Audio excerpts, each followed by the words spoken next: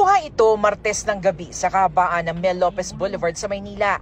Ang mga lalaking ito, isa-isang kumukuha ng mga nakabalot na bagay mula sa isang truck.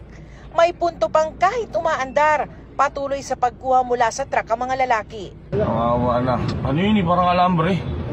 Ang mga jumper boys sa video, agad natukoy at naaresto ng MPD Station 1 sa Tondo at iniharap kay Manila Mayor Isko Moreno. Taga-Caloocan ka pa? Dumayo ka pa rito, walang yaka. Konyatang kita eh. Natukoy na mga rolyo ng alambre ang mga mistulang gulong na ninakaw mula sa truck. Sa tulong na rin ng mga barangay officials, naturo nila yung mga suspect na yon na nagsusugal doon sa tabi ng Mel Lopez Boulevard. Kasi kapag nakahanap na naman sila ng chance, muli na naman silang gagawa ng krimen. Nakakuha tayo sa kanila nung improvised firearms. Magkano mo nabenta? Lalo na benta. Okay. O 200. Pero kung naibenta yung 200, sa kanila, easy money.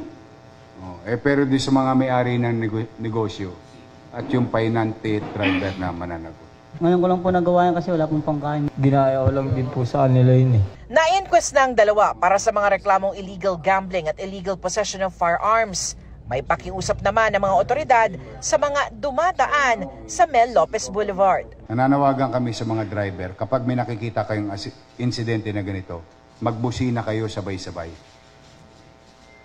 Magawa tayo ng to call the attention of everyone.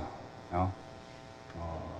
Kumbaga, tulong-tulong na tayo. Create noise and attract and get the attention of our enforcement unit. Para sa GMA Integrated News, Salima Rafra, nakatutok, 24 oras.